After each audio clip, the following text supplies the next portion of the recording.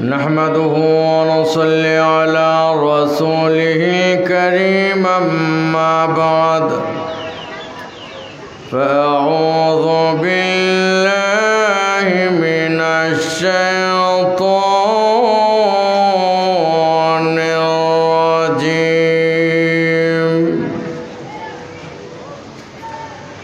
بسم الله الرحمن الرحيم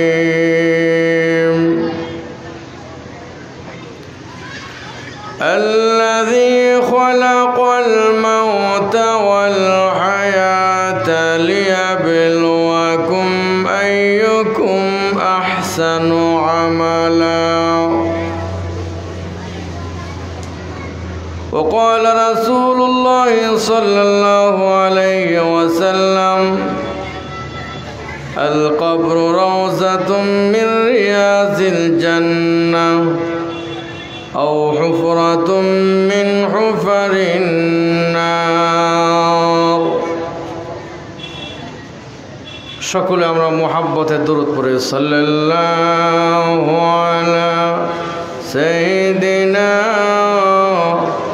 ওয়া মাওলানা মুহাম্মদ ওয়া আলা আলিহি ওয়া আসহাবিহি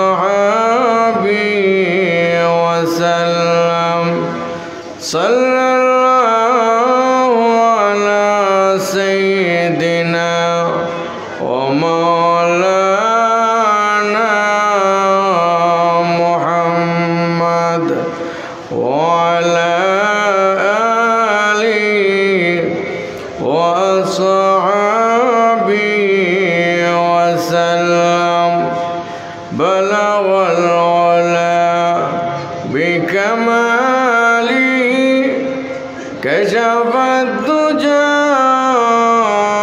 بجماله حسنت جميع خصاله صلوا عليه وآله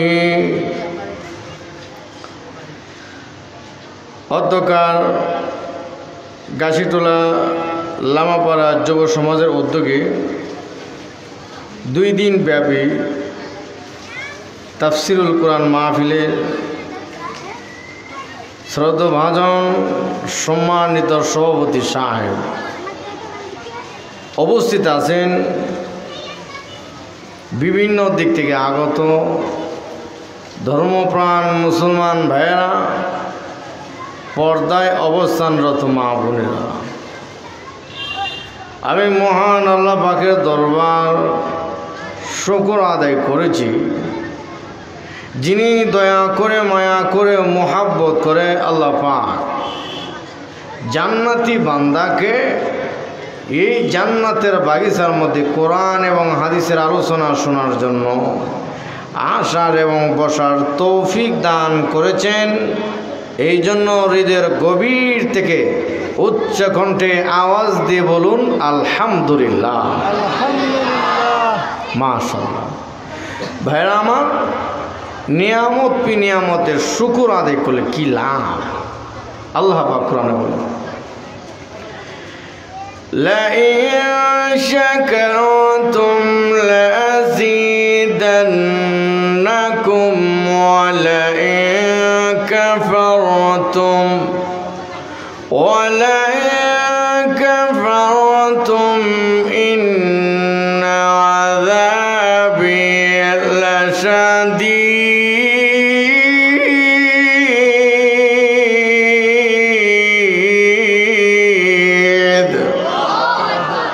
আল্লাহ বলে যদি নিয়ামত পি নিয়ামতের শুকর আদায় করো কি লাভ? লাযীদান্নাকুম, নিয়ামত বৃদ্ধি করে দেওয়া হবে। সুবহানাল্লাহ। ওয়া লা ইন কাফারতুম, এবং যদি কুফরি করো, অকৃতজ্ঞ হও, আল্লাহ বলে ইন্না আযাবি লাশাদীদ, নিশ্চয় আমার আযাব কঠোর আযাব, শক্ত আযাব। আরেকে তো وسيجزي الله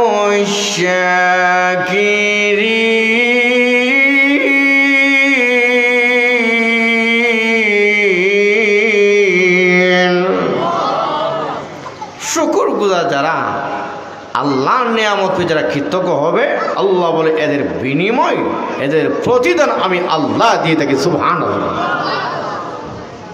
আরে গেতাম ফাযকুরুনি আযকুরকুম ওয়াশকুরু লি ওয়া লা তাকফুরুন।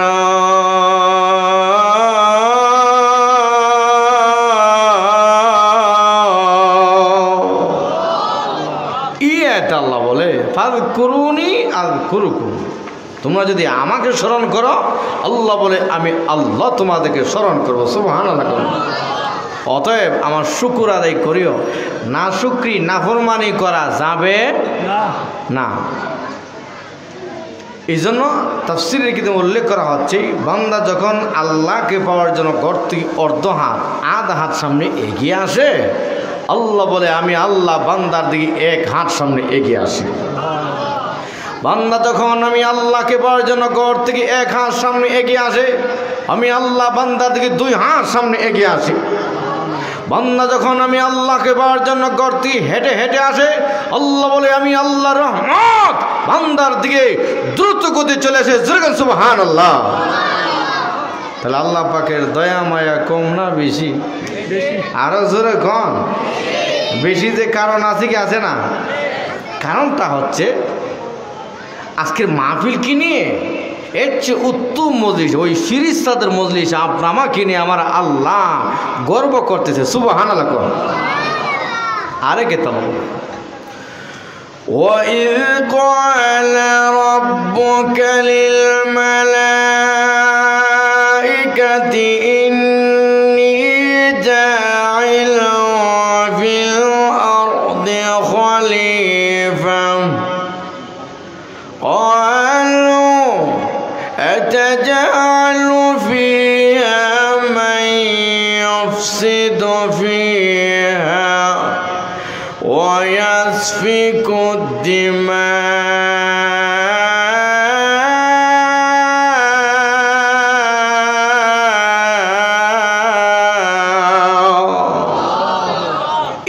আল্লাহ বলে আমি যখন ফিরিস্তাদেরকে নিয়ে পরামর্শ করলাম, কিসের পরামর্শ?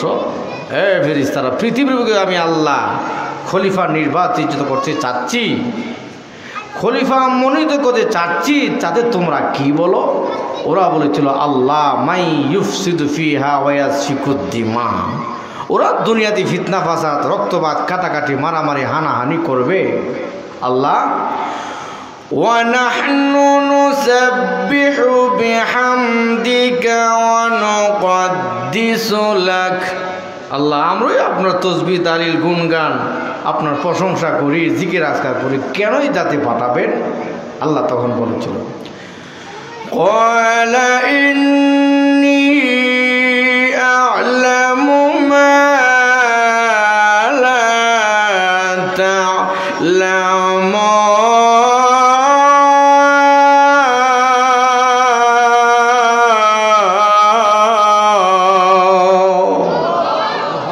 ও ফেরেশতারা, আমি আল্লাহ যা জানি তা তোমরা জানো ঠিক।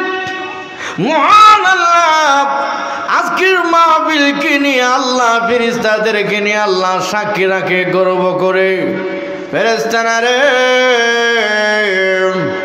তোরা তো বলেছিলে আমি যেন আদম জাতি সৃষ্টি না করি।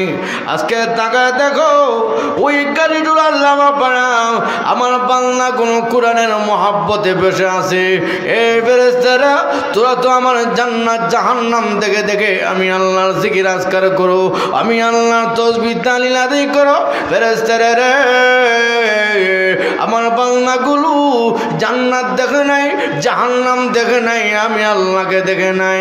না না দেখে দেখে আমার বান্দাগুলো পাগল নেই, আরামের বিছানা আরাম করে প্রচন্ড গরমের মধ্যে বসে আছি। সাক্ষী থাক আমি আল্লাহ ঘোষণা করলাম আমার বান্দাদেরকে আমি মহান আল্লাহ আজকে খালি হাতে ফেরত দেব না। তাহলে আজকের মাহফিলের দাম কম না বেশি? তাহলে আসুন ভাইয়ের আমার, আমি আমি আপনাদের সামনে পবিত্র কোরআন থেকে সূরাতুল মুলক, জনসাধারণ লোক সহজে বুঝবেন, তাবারাকাল্লাযী সূরা। এই সূরার 2 নম্বর আয়াত, নবীজির অনেক হাদিস থেকে না হাদিস তেলাওয়াত করেছি। ওই কোরআন এবং হাদিসকে সামনে রেখে আল্লাহ পাক তৌফিক দান করলে আমি একটি বিষয় নিয়ে আলোচনা করব, মওত এবং কবরের ভয়াবহতার আযাবের সম্পর্কে।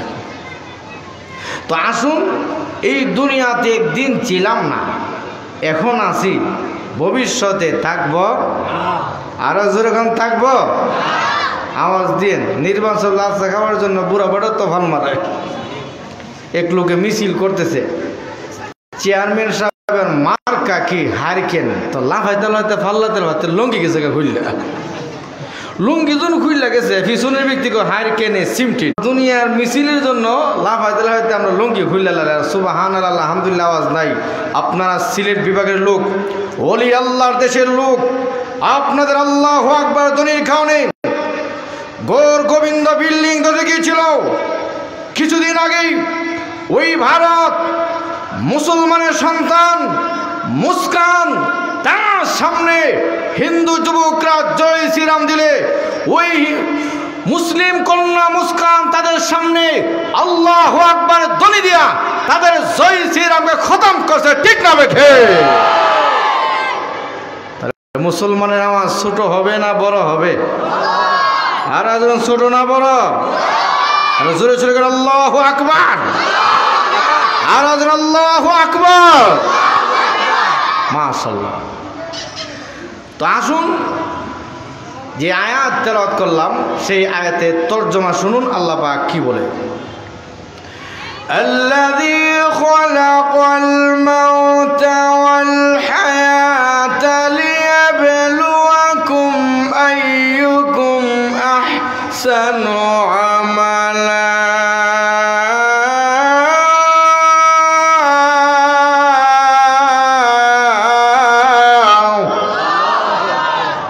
আল্লাহ বলে, যিনি সৃষ্টি করলেন মওত এবং হায়াত, আমাদের জীবন মরণের সৃষ্টিকর্তা কে? আর জোরে কোন কে? আল্লাহ। লিয়াবলুয়াকুম, তোমাদেরকে পরীক্ষা নিরীক্ষা করার জন্য। কিসের পরীক্ষা? আইয়ুকুম আহসানু আমালা, তোমাদের মধ্যে কে সুন্দর আমল করে, উত্তম আমল করে। জোরে কোন ঠিক না বেটি? অতএব তাফসীর কারকরা বলে, আল্লাহ পাক হায়াতের আগে আল্লাহ মওতের কথা কেন বলেছেন, জীবনের আগে মরণের কথা কেন বলেছেন? এই জন্য বলেছেন, আপনারা যখন সিলেটের লোক লন্ডন আমেরিকা সফরে যান, তো সফরে যাওয়ার সময় আপনি অগ্রিম টিকিটটা আবার কাটতে হবে। আপনি যে আবার বাংলাদেশে আসবেন, আপনি যে ওই দেশের নাগরিক, আমেরিকার নাগরিক না, আপনার আসল বাসস্থান বাংলাদেশ, আবার সেখানে অবশ্যই আসবেন।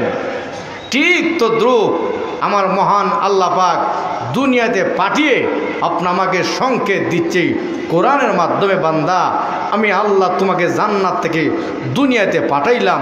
কেন পাঠাইলাম? অযথা পাঠাই নাই, যে কোনো একটা কারণে। বান্দা দুনিয়া থেকে দুনিয়ার চাকচিক্য দেখা, আনন্দ উল্লাস দেখা, বিবাতের মহাব্বতে হইরা, ক্ষমতার মহাব্বতে হইরা, দুনিয়ার এই চাকরির মহাব্বতে হইরা, ব্যবসার মহাব্বতে হইরা, দুনিয়ার সব লোভ লালসায় পইরা মরণের কথা না বলার জন্য, এই জন্য আল্লাহ পাক হায়াতের আগে মরণের কথা তুলে ধরেছেন, জীবনের আগে মরণের কথা তুলে ধরেছেন। কেন তুলে ধরেছেন? এই জন্য মানুষের ভিতরে যখন মৃত্যুর চিন্তা আসবে, নামাজ ছাড়বে না। মানুষের ভিতরে যখন মৃত্যুর চিন্তা আসবে, রোজা ছাড়বে না। মানুষের ভিতরে যখন মৃত্যুর চিন্তা আসবে, সুদ খাবে না। মানুষের ভিতরে যখন মৃত্যুর চিন্তা আসবে, ঝগড়া ফাসাদ, অন্যায়, অবিচার, জুলুম, নির্যাতন করবে না। যেরকম ঠিক না বেঠে? এই জন্য তাফসীর ইবনে কাসির মধ্যে উল্লেখ করা হচ্ছে, কোনো ব্যক্তি যদি দৈনিক 20 বার মওতের কথা স্মরণ করে, যেরকম কতবার, ওই দিন ওই লোকটা মারা যায়, আল্লাহ রসুল বলেছে তাকে আল্লাহ শাহাদাতের মর্যাদা আল্লাহ দান করে দিবি। কারণ মরণের কথা স্মরণ করলে দিল নরম হয়।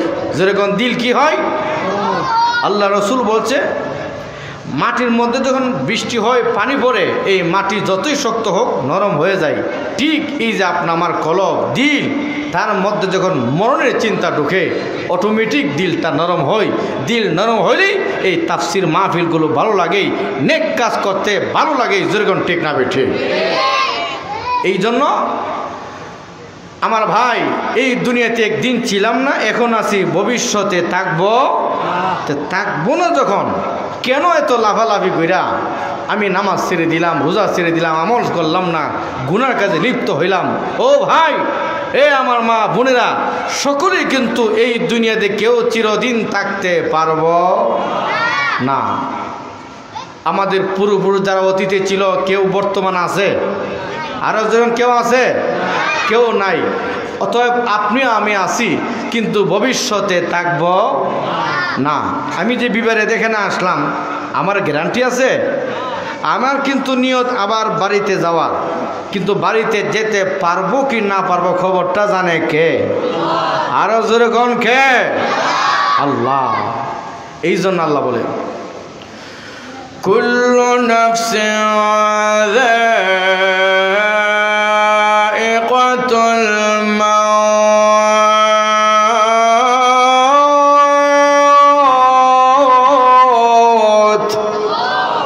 আল্লাহ বলে প্রত্যেকটা প্রাণী মৃত্যুর স্বাদ গ্রহণ করতে হবে,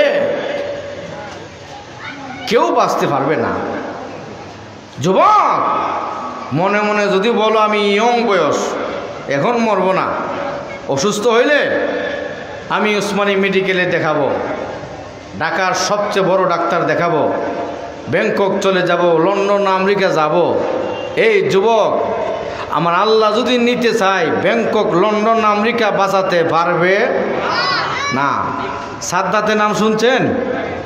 সাদ্দাত জালিম বাদশা ছিল, নবী রাসূলুল্লাহ দাওয়াত দিত, সাদ্দাত বলো লা ইলাহা ইল্লাল্লাহ। সাদ্দাত বলো লা ইলাহা ইল্লাল্লাহ, বলে কি হবে? আল্লাহ জান্নাত দিবে। জান্নাতে কি আছে? তো জান্নাতে হুর গেলমার সোনার রূপা ইয়াকুত মারজান দামি দামি পাথরের বালাখানা দেওয়া হবে। সাদ্দাত কো জান্নাত বানাইলাম, নাউজুবিল্লাহ বলতেন না, ফাটার করে ফাটা বলে জান্নাত বানাইলিব। নবী দ্বারা রাসূলদেরকে নিয়ে মস্কারি করে তাফসীরে কিতাবে লিখেছেন, এই সাদ্দাত কৃত্রিম জান্নাত নির্মাণ করার জন্য সে 20,000, এরকম কেউ বলে 70,000 শ্রমিক লাগাইছে। সময় লেগেছে 20 বছর। এই শ্রমিক রাত দিন 24 ঘন্টা কাজ করেছে। এই 20 বছরের মধ্যেই তার জান্নাতের কাজ শেষ হচ্ছে। শুনছে জান্নাতের মধ্যে সুন্দর সুন্দর যুবতী হবে, সুন্দর সুন্দর হুর গেলমানদা হবে। ওই দুনিয়ার নারী যুবতী সুন্দর সুন্দর দেখে এগুলো ঢুকাইছে। সব ঢুকানোর পর 20 বছর পর উদ্বোধন করবে। আমাদের দেশে এমপি মন্ত্রী দেখবেন বড় বড় সেতু হাসপাতাল উদ্বোধন করতে গেলে কত জাঁকজমক আনন্দ উল্লাস। ওই সাদ্দাত এই মুহূর্তে তার জান্নাত, কৃত্রিম জান্নাত উদ্বোধন করবে। মনের মধ্যে কত আনন্দ, কত মনের মধ্যে কল্পনা জল্পনা। এই মুহূর্তে এমপি মন্ত্রী নিয়ে রওনা হয়ে গেছে। যেতে যেতে গিয়া দেখে এই সাদ্দাতের জান্নাতের সামনে অপরিচিত এক যুবক দাঁড়িয়েছে। যুবক, কে তুমি? এত বড় সাহস আমার গেটের সামনে দাঁড়িয়ে আছো? সাদ্দাতের কানে কানে গিয়া বলে, আমি আজরাইল। পুরি বাবা রে, যখন বলছে আজরাইল, হের ভাইজামা গরম হয়েছে। আজরাইল, এক মুহূর্তের জন্য আমাকে সময় দাও, আমার পরিবর্তে আজকে অন্য দিকে চলে যাও। আজরাইল, আমার আশা আকাঙ্ক্ষা ছিল আমি জান্নাত দেব, জান্নাত উদ্বোধন করব। আমার কল্পনা জল্পনা, ও আজরাইল, আমার পরিবর্তে আজকে অন্যদিকে চলে যাও, আমাকে সুযোগ দাও। আজরাইল আলাইহিস সালাম কানে কানে আবার সংকেত দিচ্ছে, রে নিষ্ঠুর জালিম বাদশা, আল্লাহর হুকুম হয়ে গেছে, একটা মুহূর্তের জন্য সময় দেওয়া হবে। কিতাবে লেখা জবরদস্তি করে নামতেছিল, একটা পা ঘোরানোর উপর আরেকটা পা নিচে, এই হালাতে মরণ। ও গাজীজোড়ার লামাপাড়ার লোক, এই জন্য মৃত্যু যখন আসবে যুবক রে, যুবক বুঝবে না, আল্লাহ পালোয়ান বুঝবে না, এমপি মন্ত্রী দেখবে না, আল্লাহ ডাক্তার কোনগার কবিরাজ দেখবে না, আল্লাহ যখন নীতি চাবি যত পালোয়ানগিরি হও না কেন কেউ থাকতে পারবে আমার ভাই। তাহলে এই জন্য মরণের কথা স্মরণ করতে হবে। আর মৃত্যু যখন আসবে, আমরা অনেকে মনে মনে বলি ইয়ং বয়স না, মৃত্যু আসলে আমার ভাই শিশু বুঝবে না, বৃদ্ধ বুঝবে না, যুবক বুঝবে না। আর দুনিয়াতে কিন্তু আসার সিরিয়াল আছে, যাওয়ার কিন্তু সিরিয়াল। আচ্ছা, বাবার আগে ছেলে মরিনি, জোরে কোনো মরিনি, মার আগে মেয়ে মরিনি, মরে। আসার সিরিয়াল আছে একজনের পর আরেকজন, কিন্তু যাওয়ার সিরিয়াল ভিন্ন। বাবার আগে দেখা যায় ছেলের আগে বাবা মরে, বাবার আগে ছেলে মরে, এমন আছে। ঠিক তো দ্রুপ আমার আল্লাহ বলে, এ বান্দা, মৃত্যু যখন আসবে তোমাকে এক মুহূর্তের জন্য সময় দেওয়া হবে না।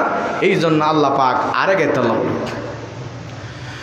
কুল্লু মান আলাইহা ফান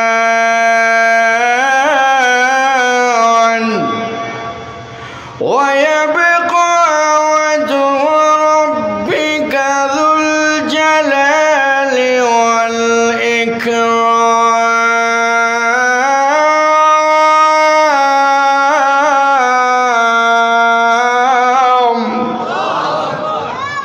আল্লাহ রাব্বুল আলামিন বলে, সব ধ্বংসশীল সেই মহামহিমাময় সত্তা আল্লাহ বাদে সবার কইলই ধ্বংস আছে, ঠিক না বেটি?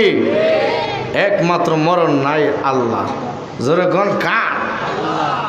আল্লাহ বাদে সব মরতে হবে, সব মরতে হবে। আল্লাহর যে মরণ নাই আরেক তাআলা বলে, আল্লাহু লা ইলাহা ইল্লাহু আল হাইয়ুল কাইয়্যুম।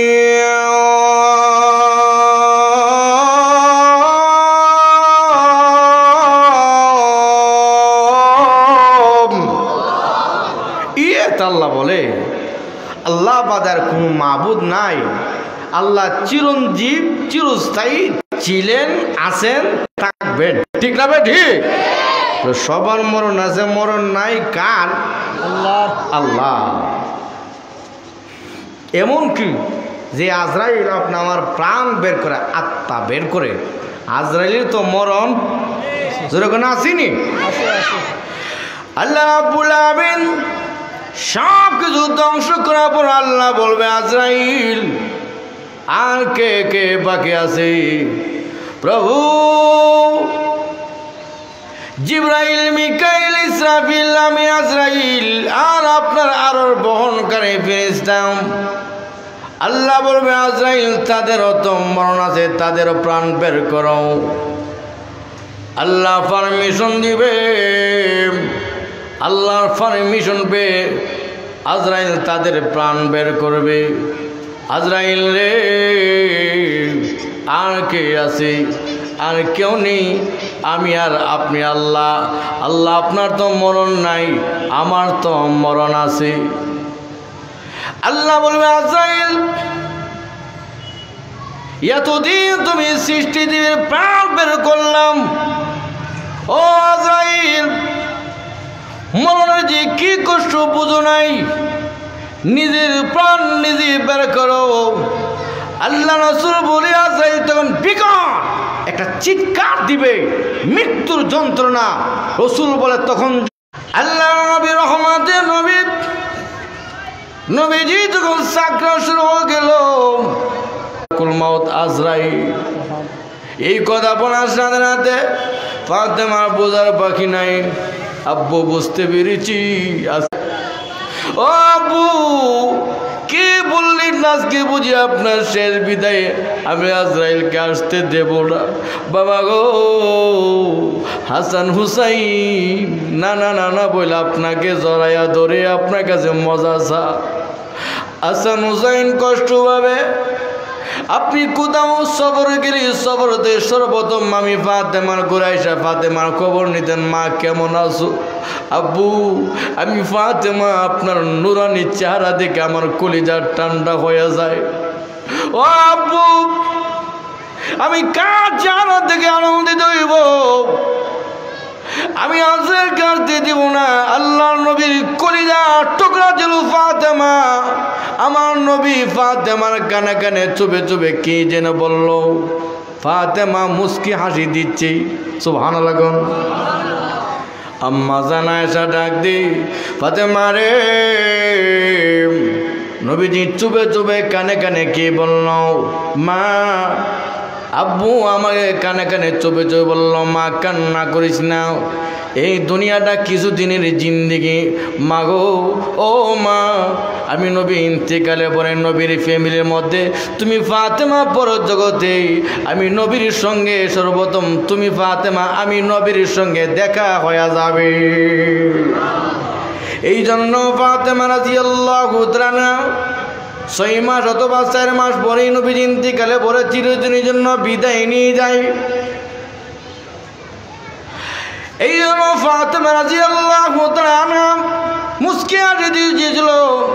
আল্লাহ রাসূল বলেছেন, মাউতু তুহফাতুল লিল মুমিন, মওত হলো মুমিনদের জন্য তোহফা, হাদিয়া। বন্ধু বন্ধুর বাড়িতে মিষ্টি আনলে বেজার না খুশি? খুশি। ঠিক নামাজি যারা, আল্লাহওয়ালা যারা, কোরআনওয়ালা যারা, তাদের কাছে যখন মরণের ডাক আসে আল্লাহওয়ালারা খুশি হয়। কেন খুশি হয়? ওই আসল বাড়ির ডাক এসেছে। আপনা আমার আসল বাড়ি, আপনা আমার আসল ঘর হলো জান্নাত।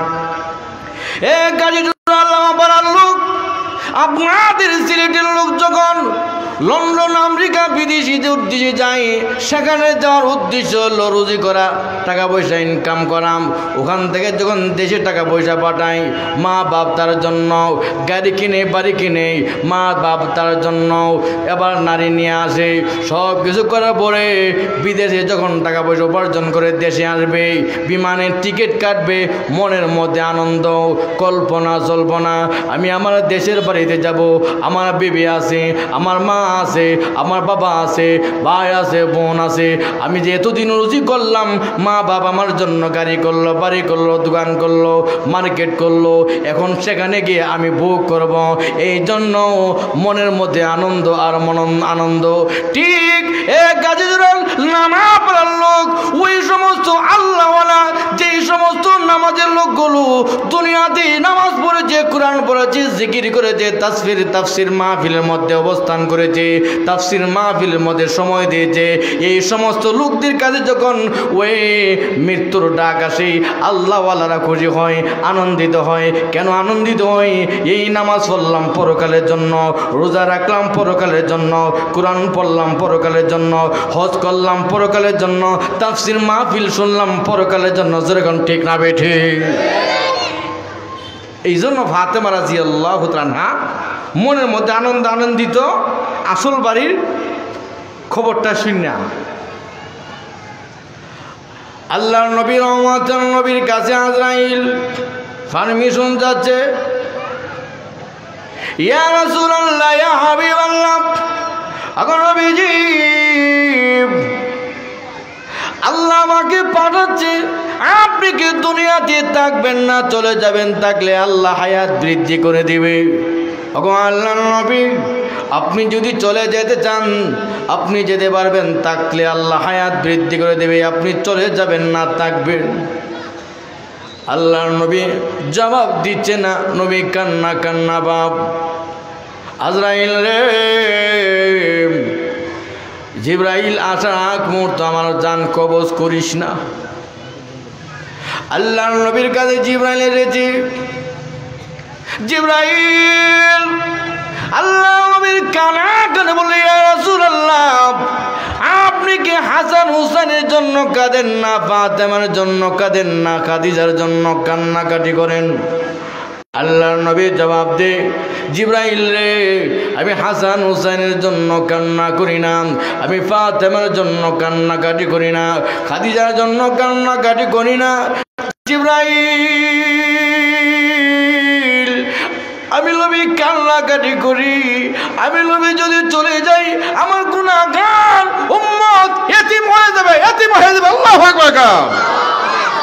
ও জিবরাইল, আমি নবী দুনিয়াতে আসার আগে অন্য নবীর উম্মতদেরকে এদের পাপাচার কারণে কোন নবীর উম্মতকে আল্লাহ জমিন ওলট পালট করে আল্লাহ ধ্বংস করে দিয়েছিল।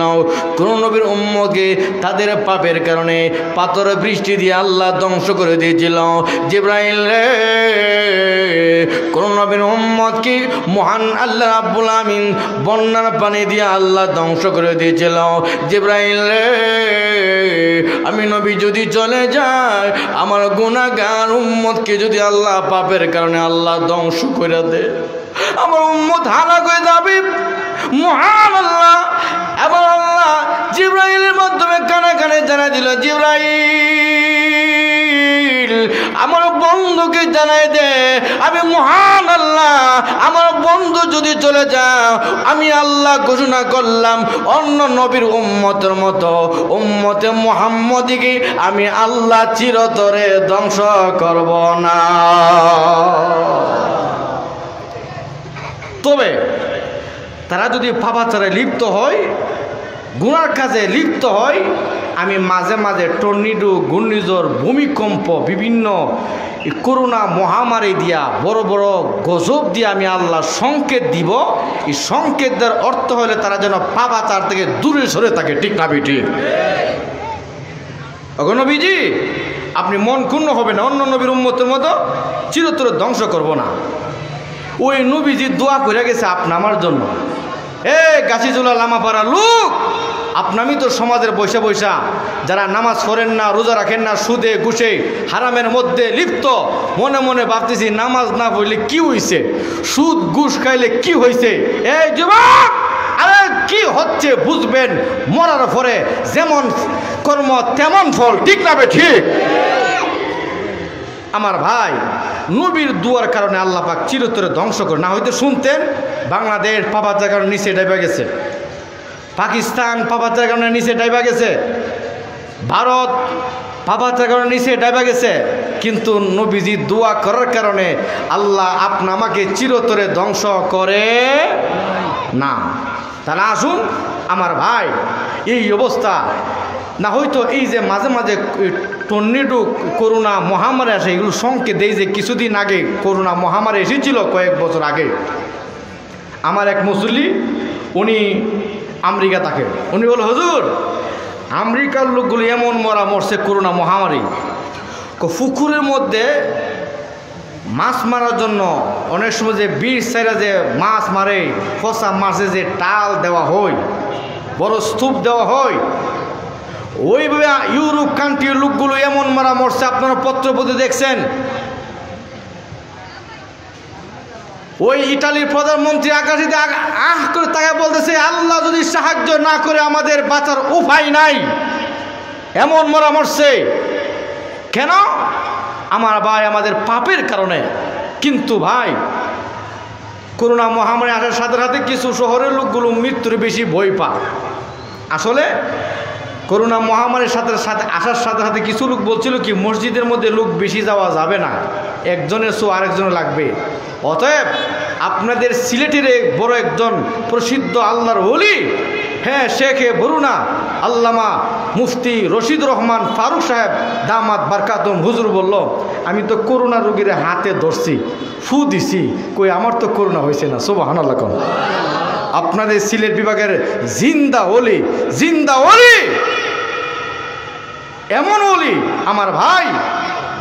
এই জন্য আমার ঢাকার মসজিদের মধ্যে মুসল্লির সংখ্যা কম, ফাঁকা ফাঁকা হয়ে দাঁড়ান, না হয়তো একজনের সো আরেকজন লাগবে। আমার ভাই, মসজিদে দুনিয়ার অন্য আনাচে কানাচে সেখানে ভাইরাস থাকতে পারে, সেখানের মধ্যে জীবাণু থাকতে পারে। আল্লাহর মসজিদে সেখানেও জীবাণু থাকতে পারে না। এই মিয়া, এই মসজিদের মধ্যে আমরা ঢুকার সময় ডান পা দিয়ে দোয়া পড়ি, আল্লাহুম্মা আফতাহ লি আবওয়াবা রাহমাতিকা, এটার অর্থ তো আমরা জানি না। হে আল্লাহ, আমার জন্য আপনার রহমতের দরজা খুলে দেন। এ গাছিজুলা লামাপাড়ার লোক, এই রহমত তো বাড়িতে নাই, এই রহমত তো গাড়িতে নাই, এই রহমত তো দোকানে নাই, এই রহমত তো বাসায় নাই, রাস্তায় নাই, বাজারে নাই, অফিসে নাই, আদালতে নাই। এই রহমত আছে মসজিদে। তাহলে গাছিজুলা লামাপাড়ার লোক যারা মসজিদে অবস্থান করবে রহমত পাবে। যেই জাতি মসজিদে অবস্থান করবে কিয়ামত পর্যন্ত রহমত পাবে। যেই জাতি রহমত পাবে এই জাতিকে আমার আল্লাহ কিয়ামত পর্যন্ত ধ্বংস করবে না। ঠিক না বেঠি? আমরা গজব চাই না রহমত চাই? আরো জোরে কোন, গজব না রহমত? রহমত পাইতে হলে মসজিদে আসতে হবে। ঠিক না বেঠি? কিন্তু বিজ্ঞানরা হেরা মনে করে কি, হেরা আধুনিক মনে করে। অথচ আমার ভাই, আমলের দ্বারা গজব দূর হয়। আমলের দ্বারা কি হয়? গজব দূর হয়। অতএব আপনারা সিলেট বিভাগের লোক, বেশিরভাগ আপনারা দেশের মধ্যে ওলি আল্লাহ সংখ্যা বেশি আছে। আমার ফিরম মুর্শিদ আপনাদের সিলেট বিভাগের লোক। হ্যাঁ, সিলেট শহরের এই সুবানীঘাটের শাইখুল হাদিস আমার ফিরসা হুজুর নাই, কিছুদিন আগে মারা গেছে গত বছর। শাইখুল হাদিস আল্লামা আব্দুল মালেক মুবারকপুর হুজুর রহমাতুল্লাহ আলাই দুনিয়াতে নাই। অনেক বড় বুজুর্গ ছিল। এই সমস্ত ওলিদের কাছে বয়াত হইয়া অনেক আমল জানলাম ভাই, যেগুলো আমরা জানতাম না, বুঝতাম না। এই সমস্ত আল্লাহর ওলিদের কাছে আইসা বুঝলাম আমার ভাই, দুনিয়ার মধ্যে শান্তি নাই, একমাত্র শান্তি আছে আমলের মধ্যে। যেরকম ঠিক না? ঠিক। যাক আমার ভাইরা, বলতেছিলাম এটি যে আল্লাহ পাক মাঝে মাঝে যে আযাব গজব দেয়, এগুলো আমাদের পাপের কারণে আল্লাহ সংকেত দেয়। নবীজির দুয়ার কারণে চিরতরে ধ্বংস করবে না। আল্লাহ বলছে, হাবিব আপনি মন ক্ষুণ্ণ হবেন না, আপনি চলে গেল আপনার উম্মতের আমল আমি আল্লাহ আপনার রওজা পাকে আমি আল্লাহ আপনার উম্মতের আমল পৌঁছাই দেব। যেরকম সুবহানাল্লাহ। আল্লাহ নবী রহমতের নবী যখনই সান্ত্বনা পেয়ে গেলেন, নবীজি আবার পারমিশন দিচ্ছে, আজরাইল রে এবার আমার জান কবজ করো। আমার উম্মতের জিম্মাদার আমার আল্লাহ হয়ে গেছে। আল্লাহ নবী আজরাইলকে পারমিশন দিচ্ছে। আজরাইল পারমিশন পেয়ে আল্লাহর নবীর সিনা মুবারকের মধ্যে হাত রেখে দিচ্ছে। আল্লাহর নবী তরতর করে কাঁপতেছে। আজরাইল মৃত্যুর যন্ত্রণা এত কষ্ট রে আজরাইল, আমার মনে হচ্ছে 7 আসমান 7 জমিন আমি নবীর বুকে চাপা দেওয়া হচ্ছে। নবীজি আপনি কান্না করবেন না। যত সৃষ্টিজীবের প্রাণ বের করলাম সবচেয়ে আসানের সঙ্গে আপনার সঙ্গে ব্যবহার করলাম ভালো। ইয়া রাসূলুল্লাহ, ইয়া হাবিবাল্লাহ, সবচেয়ে আসানের সঙ্গে আপনাকে করলাম কোন নবীজি। হে মিয়া, মৃত্যুর যে কষ্ট বিরা আল্লাহ কোরআনে বলেছেন,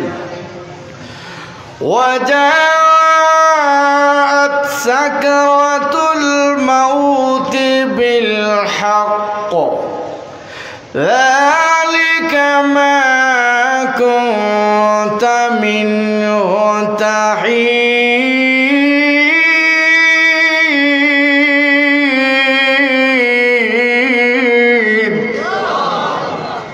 আল্লাহ রাব্বুল আমিন বলে, মৃত্যুর যন্ত্রণা সত্য আসবে। এটা সেই বস্তু যা থেকে এড়িয়ে চলতে আমার বাবা রাবের আল্লাহ নবী বলেছে, সাকরাত শুরু হয়ে গেলে বুকের মধ্যে 500 ফেরেশতা চাপা দেয়। আমি মনে যে কি কষ্ট, আল্লাহ নবী বলেছে ওই মুহূর্তে যদি 7 সমুদ্রে পানি দেওয়া, পানি পিপাসা মিটবে না। আল্লাহু আকবার। মনে এত কষ্ট, এত জ্বালা যন্ত্রণায় আল্লাহ নবী বলে, এ উম্মতারাম, মরণের সময় সাকরাতের সময় এমন কষ্ট হয়, তুমি যদি আল্লাহওয়ালা হও, তুমি যদি নেককার হও, তাহলে তোমার সঙ্গে ভালো ব্যবহার করা হবে। হযরত ইদ্রিস আলাইহিস সালাম বলেছিল, আজরাইল মৃত্যুর যন্ত্রণা শুনে শুনে বাস্তবে দেখলাম না, বুঝলাম না। আমার প্রাণটা বের করে দেখাও মরণের যন্ত্রণা অনুভব করার জন্য। ওগো আল্লাহর নবী, না মহান আল্লাহ আমাকে পারমিশন না দিলে আমি কারো রূহ আত্মা বের করতে পারি না। আপনি আল্লাহর কাছে দোয়া করুন। ইদ্রিস আলাইহিস সালাম দোয়া করলো, প্রভু গো আমার মনে আশা আকাঙ্ক্ষা মরণের যন্ত্রণা অনুভব করার জন্য আজরাইলকে পারমিশন দেন আমার প্রাণটা বের করার জন্য, আবার যেন ফেরত দিয়া দেই। ইদ্রিস আলাইহিস সালামের দোয়া আল্লাহ কবুল করেছে। এবার আজরাইল পারমিশন পেয়ে ইদ্রিস আলাইহিস সালামের প্রাণ বের করলো, আবার ফেরত দিল। তখন বলল কেমন লাগলো? ইদ্রিস আলাইহিস সালাম তার দর করে কাঁপতেছি, আজরাইল মৃত্যুর যন্ত্রণা এত কষ্ট, ও আজরাইল আমার কাছে মনে হচ্ছে আজরাইল জেদা বকরি জেদা বস্তা চামড়া সিলাইলে যে কষ্ট, এর চেয়ে বেশি কষ্ট মরণের যন্ত্রণা। আজরাইল দুনিয়ার নারী পুরুষ যদি জানতো মৃত্যুর যন্ত্রণা এত কষ্ট, জীবনে নামাজ ছাড়তো না, রোজা ছাড়তো না, সুদ খাইত না, ঘুষ খাইত না, পাপ কাজে অন্যায় করতো না। আজরাইল মরণের কষ্ট ভয়ঙ্কর, এমন ভয়াবহর অবস্থা। এই জন্য আমার বাবার আবায়েরা মরণের কষ্ট ভয়ঙ্কর কষ্ট। এই কষ্ট থেকে আল্লাহ রাসূল বলেছি যে সমস্ত লোকগুলো নেককার আল্লাহওয়ালা, নবীজি বলেছি তাদের কষ্ট হবে না। নবীজি বলেছে তাদের সামনে এবে জান্নাত তুলে ধরা হবে। সুবহানাল্লাহ। জান্নাত কেন তুলে ধরা হবে? মৃত্যুর সময় যে কষ্টটা, এই কষ্ট যেন তার কষ্ট না হয়, যেন আনন্দের হয়ে যায়। আল্লাহ রসুল বলেছে আনন্দ দেওয়ার জন্য জান্নাত তুলে ধরলে রুহুটা তার লক্ষ্য থাকবে উপর দিক দিয়া, এই দিক দিয়া যে ফেরেশতারা টেনে টেনে বের করবে, কষ্ট আর কষ্ট হবে না, তার ওই জান্নাত দেখে আনন্দে আনন্দিত হয়ে বের হয়ে যাবে। যেরকম সুবহানাল্লাহ। আল্লাহ কোরআনে বলে, أيتها النفس المطمئنة ارجعي إلى ربك راضية مرضية فادخلي في عبادي وادخلي جنتي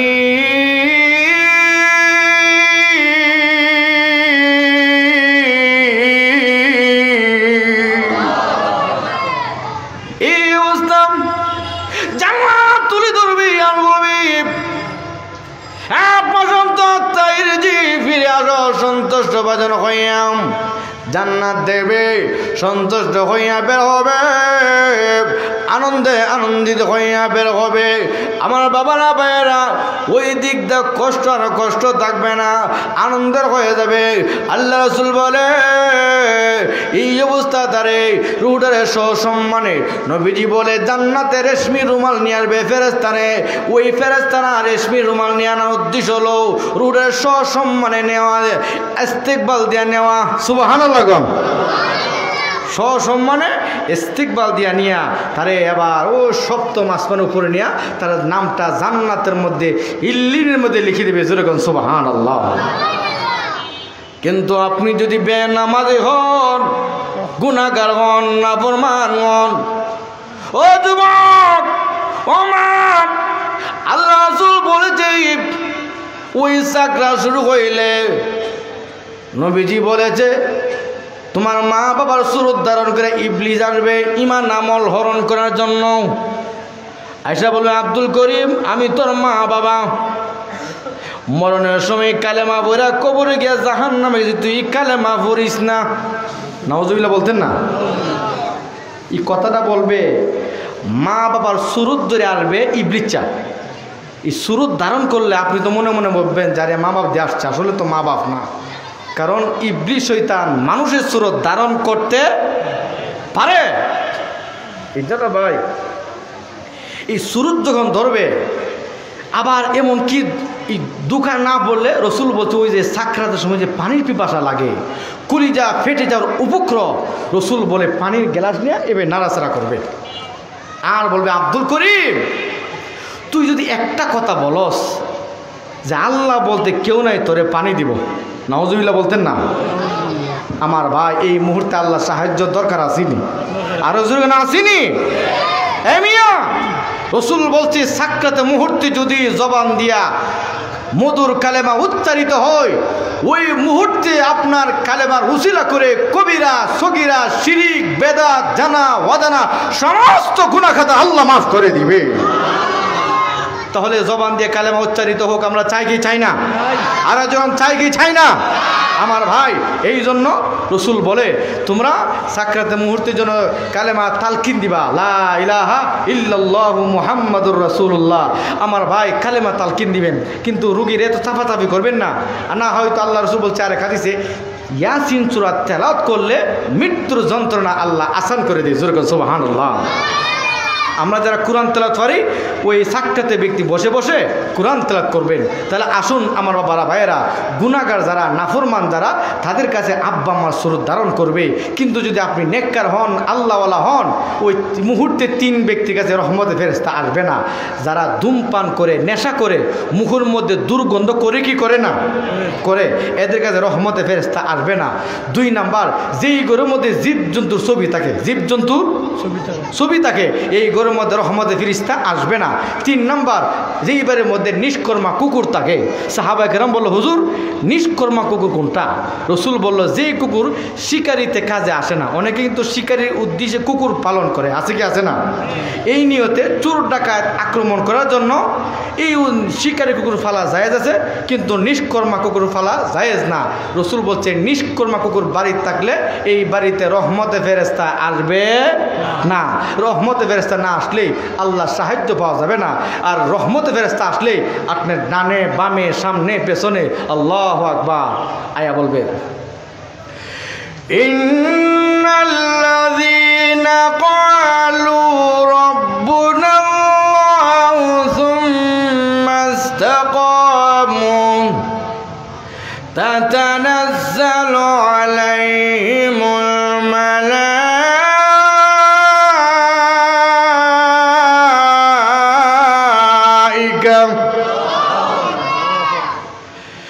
আল্লা তাখাফু ওয়া লা তাহজানু ওয়া আবশিরু বিল জান্নাতিল্লাতী কুনতুম তুআদুন।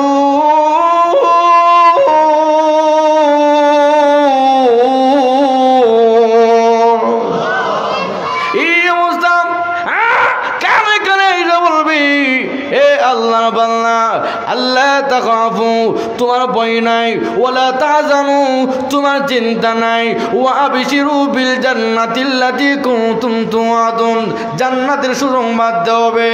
আর বলবে ফাদখুলি ফি ইবাদি ওয়াদখুলি জান্নাতি, আল্লাহর বান্দাদের অন্তর্ভুক্ত হও, জান্নাতে প্রবেশ করো। সুবহানাল্লাহ।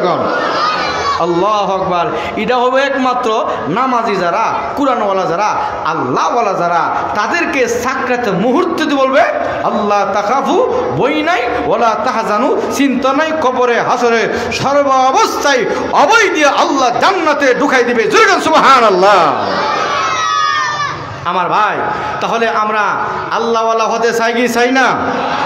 আমার ভাই আল্লাহওয়ালা হইলে তাহলে আপনার আমার বই নাই, চিন্তা নাই, এই কথাটা দুনিয়ার কোনো মানুষ বলে নাই, একমাত্র বলছে আল্লাহ। যেরকম কে বলছে? আল্লাহ বলছে। আমার ভাই এই মুহূর্তে আপনি আমার সুসংবাদ দিবে, কানে কানে এই ফেরেশতারা আইসা সুসংবাদ দিবে। আর যদি বদকার হন, গুনাহগার হন, আমার ভাই হাই হাই করবেন, হাই হাই করবেন, আফসোস করবেন, বেঈমান হয়ে যদি কবরে যান। এ ভাই দুনিয়ার আদালতে যদি কারাগারে যান, ছেলে মেয়ে বিবি বাচ্চা আত্মীয় স্বজন খবর নিতে পারে, মুক্তির ব্যবস্থা করতে পারে, কিন্তু আমার ভাই ওই কবর গেলে ছেলে মেয়ে আলী আওলাদ কেউ বাঁচাতে পারবে? এক এলাকা ওই লোকটার মৃত্যুর পর তার ছেলে বলতেছে জানাজার নামাজ পড়ে। আগে শহরের বাড়িটা কে নিবে, গাড়িটা কে নিবে, মার্কেট কে নিবে, এই সিদ্ধান্ত হওয়ার উপরে বলে জানাজা নামাজ। নাউজুবিল্লাহ বলতেন না? এ সিলেটের লোক আফসোস, যেই ছেলে মেয়ের জন্য মাথার গাম পায়ে ফেলে দেওয়া জায়গা জমি গাড়ি বাড়ি এই মার্কেট এই বিল্ডিং দিয়ে গেলেন, আজকে ছেলে মেয়ে আপনার পাগল না পাগল এই গাড়ির, আপনার পাগল না মার্কেটের, আপনার পাগল না শহরের বাড়ির। আমার ভাই, এই জন্য আমার আল্লাহ আরেক আল্লাহ বলছে, ওয়ামাল হায়াতুদ দুনিয়া ইল্লা মাতাউল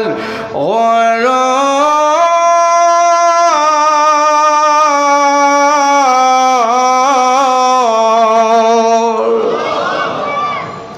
আল্লাহ রাব্বুল আমিন বলে, এই দুনিয়ার জীবনটা দোকান সামগ্রী ব্যতীত আর কোনো কিছু নয়। এ যুবক, এ আমার বাবারা ভাইরা, এই দুনিয়ার জন্য এত কষ্ট করে চাকরি করে ব্যবসা করে কষ্ট করে আমল ছেড়ে দিয়াম, নামাজ ছেড়ে দিয়াম, রোজা ছেড়ে দিয়াম, সব কিছু কইরা ছেলে মেয়ে ধন সম্পদ দিয়ে গেলেন, ছেলে মেয়ে দুনিয়াতে আপনার মানে বইলা গেল। আমার ভাই, এই জন্য এই দুনিয়াটা ধোঁকা।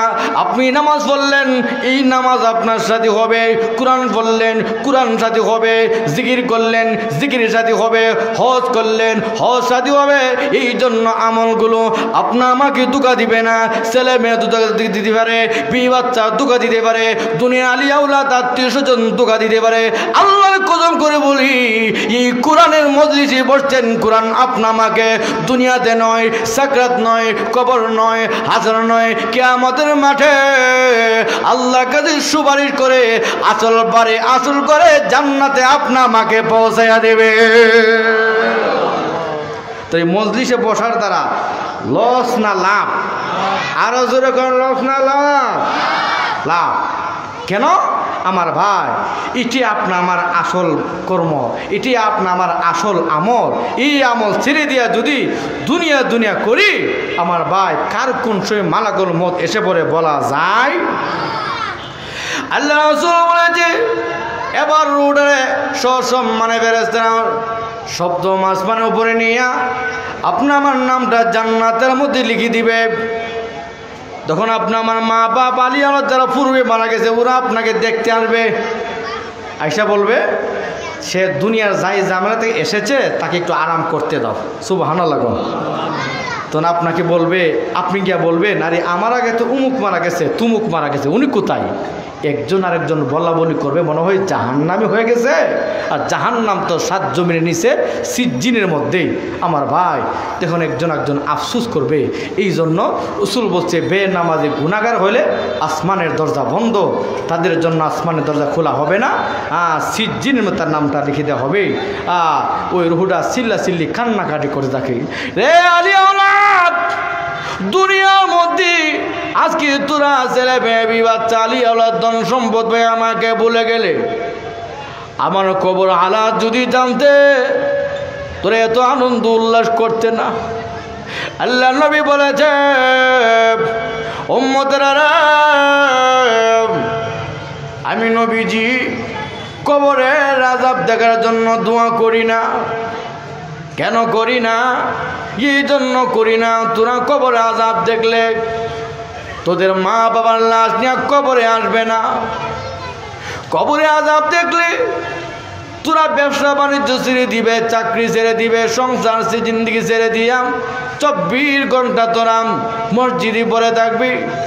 দুনিয়ার নিয়ম শৃঙ্খলা ঠিক থাকবে না, মানুষ আতঙ্কিত হয়ে যাবে। এই জন্য নবীজি বলে, মানুষ এবং জিন ব্যতীত সমস্ত প্রাণীরা কবরে আযাব সম্পর্কে অবগত। লোকের জন্য কবরে আযাব ভয়ঙ্কর। আল্লাহ রাসূল বলছেন, কবরু রাউযাতুম মির রিয়াজিল জান্নাহ আও হুফরাতুম মিন হুফারিন নার। কবর হবে কারো জন্য জান্নাতের বাগান অথবা জাহান্নামের গর্ত। আমল ভালো হলে কবর হবে জান্নাতের বাগান, আমল মন্দ হইলে কবর হবে জাহান্নাম। দুনিয়ার আদালতে যদি বড় লোকের ছেলে অন্যায় করে মুক্তি দিয়া দেয়। দুনিয়ার আদালতে বেইনসাফি আছে। ও গাছিটুল আল্লাহ পাড়ার লোক, আমার আল্লাহর কাছে ইনসাফ আছে।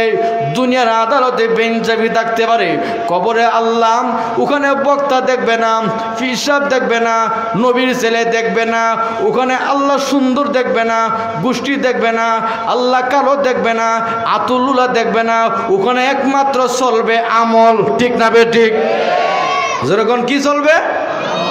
আমল। গাড়ির লোক, হ্যাঁ, দুনিয়ার মধ্যে যদি সর্দাররা আদালতরা বেইনসাফি করে, আমার আল্লাহ কাছে বেইনসাফি নাই, ওখানে চলবে ইনসাফের জিন্দিগি। এখানে চলবে আমল। আমল ভালো হলে আল্লাহ রিকশাওয়ালা দেখবে না, গরিব দেখবে না, ধনী দেখবে না, সুন্দর দেখবে না, আল্লাহ রাব্বুল আমিন দেখবে।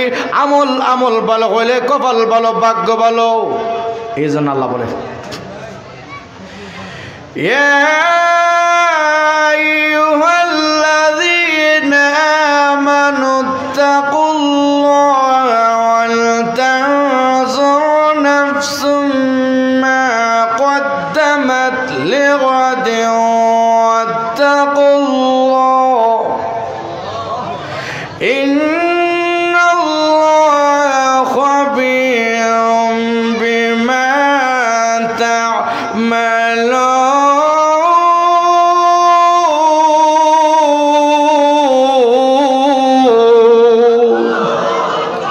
আল্লাহ রাব্বুল আলামিন বলে, হে ইমানদারগণ, আল্লাহকে ভয় করো। যেরকম কাকে ভয় করো? প্রত্যেক ব্যক্তির উচিত এই চিন্তা করাম, আগামীকালের জন্য কি সামান পাঠাইলাম, আল্লাহ আগামীকালটা কি বোঝাচ্ছে। তাফসীর কারকরা বলে, ওই আসল বাড়ি আসল ঘর, জান্নাতের জন্য তুমি কি নামাজ পাঠাইলাম, জান্নাতের জন্য কি রোজা পাঠাইলা, কি কোরআন পাঠাইলা, কি আমল পাঠাইলা। বান্দারে, তুমি সৌদি আরব, লন্ডন, আমেরিকা গিয়া বাড়িদের জন্য অনেক টাকা পয়সা পাঠাও, তুমি ডেভেলপ কন্ট্রাক্ট করো, বছরে এত টাকা দিবি তোমার সংসারের জন্য, চলাফেরার জন্য। ও আল্লাহ, ওই অনন্তকালের জিন্দিগির শুরু আছে, শেষ নাই। ওই অনন্তকালের জিন্দিগির জন্য তুমি কি নামাজ পড়লা, কি রোজা রাখলা, কি আমল করলা, কি হজ করলা, কি দান সদকা করলা, এই চিন্তা করার দরকার আছে কি আছে না? আমার ভাই, এখানে যত ঘন্টা পড়বে তত ঘন্টা আপনি আমার আমল নামায় এই ডান কাঁধে ফিরিস্তারা সওয়াব লিখতেই আছে। সুবহানাল্লাহ। এটাই কিয়ামতের ময়দানে ওই যারা বসে নাই তারা বলে, আফসোস, আমার পাশের ভাই বৈশা আমলের অধিকারী হয়ে গেছে, আমি কেন বসলাম না? আমার পাশের বাসার লোক নামাজ পড়া আমলওয়ালা হয়ে গেছে, আমি কেন পারলাম না? ও ভাই, ওই দিন আফসোস করলে কোনো কাজে আসবে না। আফসোস করার জায়গা দুনিয়া, কান্না করার জায়গা দুনিয়া, আমল করার জায়গা দুনিয়া। ঠিক না বেঠি? এই জন্য মা বাপ ছেলে মেয়ের বোঝা, দেখ লেখাপড়া কর, লেখাপড়া করলে তোর ভবিষ্যৎ ভালো হবে। হ্যাঁ, মনে করে মা বাপরে ফাঁকি দিছি, খেলাতে মেলাতে আনন্দ উল্লাসে মার্কেটে সিগারেটে ঘোরাফেরা করলাম, হ্যাঁ, কিন্তু বড় হয়ে যখন বিয়ে শাদী করে জুদা হয়ে যায়, পৃথক আলাদা হয়ে যায়, তখন বুঝে মা বাপ যে বলছিল লেখাপড়া করলে সুখী হইব, ব্যবসা বাণিজ্য করলে আমার ভবিষ্যৎ উন্নতি হবে, এখন হারে হারে বুঝতেছে। কিন্তু সময় হারায়া আফসোস করলে কোনো কাজে আসবে না। ঠিক কিয়ামতের ময়দানে ওই সমস্ত লোকগুলো আফসোস করবে, কেন দুনিয়াতে আলেম ওলামা বলতো নামাজ পড়ো, রোজা রাখো, নেক আমল করো, তাফসীর মাহফিলের সময় দাও, আমরা গেলা করলাম, আল্লাহ আবার দুনিয়াতে পাঠান না। না না, যুবক রে, একবারে আল্লাহ সুযোগ দিছে, বিবেক বুঝ দিল কোনটা ভালো কোনটা মন্দ, কোন পথে চললে আল্লাহকে পাওয়া যাবে, জান্নাতে যাওয়া যাবে, আল্লাহ সেই বিবেক বুদ্ধি দিয়েছেন। যেরকম ঠিক না বেঠিক? এই জন্য বাবারা ভাইয়েরা, একটা দলিল আসল না নকল, এটা বোঝার জন্য আপনি আত্মীয় স্বজনে বহুত লোকরে দেখান, কিন্তু আমল করার জন্য এত সচেতন হন না কেন আমার ভাই?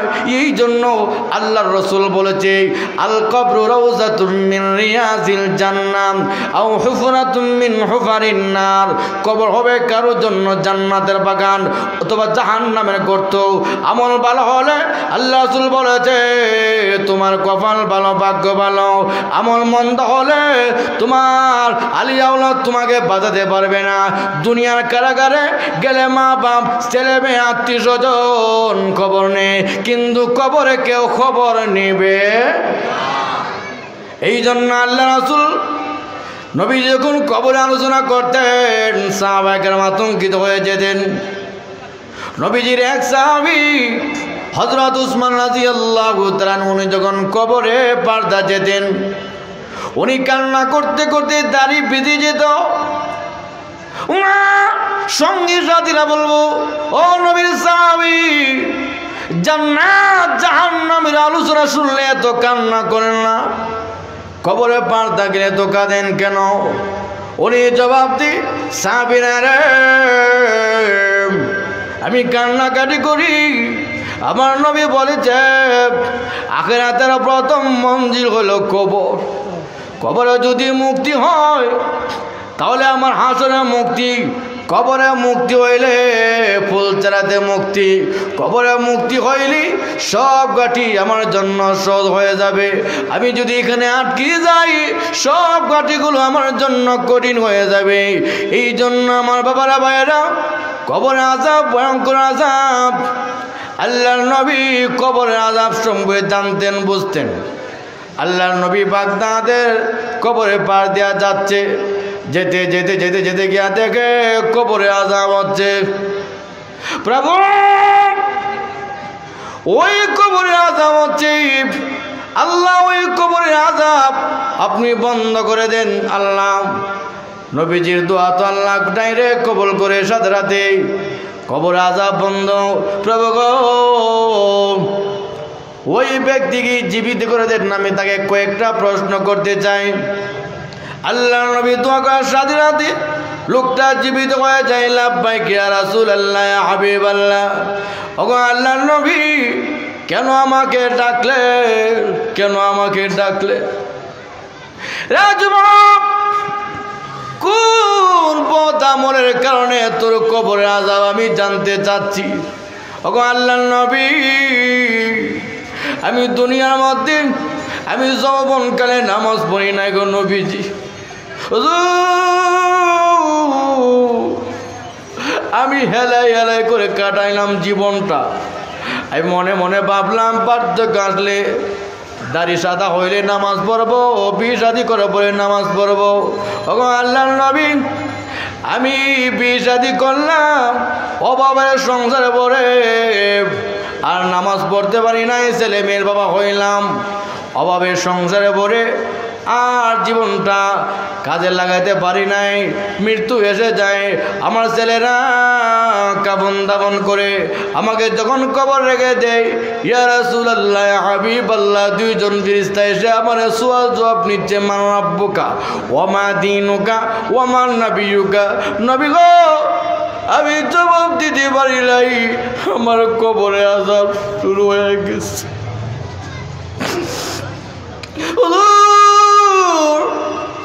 দুনিয়ার আগুনের মধ্যে বললি মৃত্যু ওই প্রাণ বের ওই নবীজি ফুরিস্তায় যায় হয়ে যায়। ওগো আল্লাহর নবী, আমার দিয়ে প্রাণ বের হয় না, আমার দিয়ে আত্মা বের হয় না। আল্লাহর নবী গো, আমার এইভাবে আযাব হচ্ছে।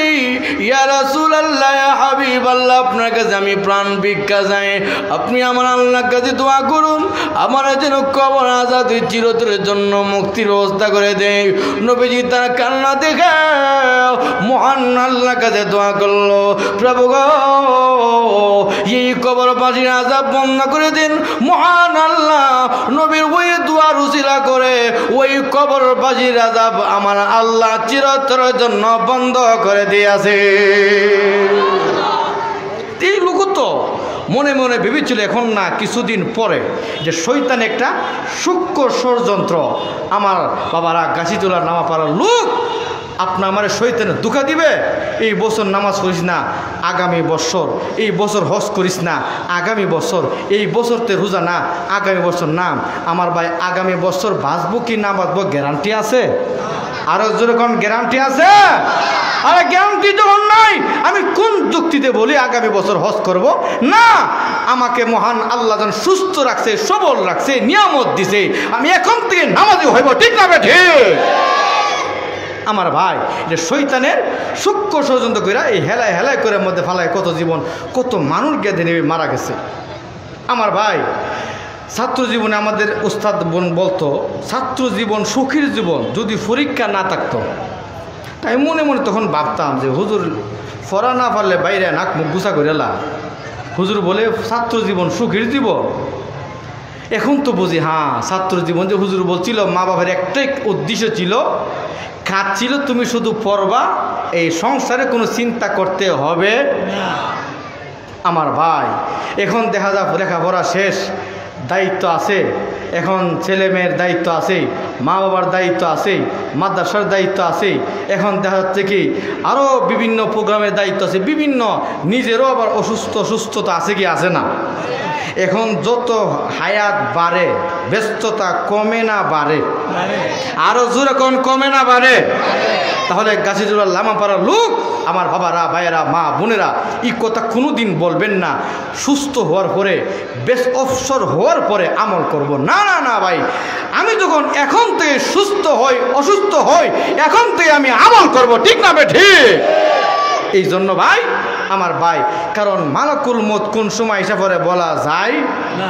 মৃত্যু আসলে কি আমল করার সুযোগ আছে? আর আমল করতে পারবেন না। এই জন্য ভাই, আল্লাহর ওলি ইমাম আকফাস রহমাতুল্লাহ আলাই অনেক বড় বুজুর্গ ছিলেন।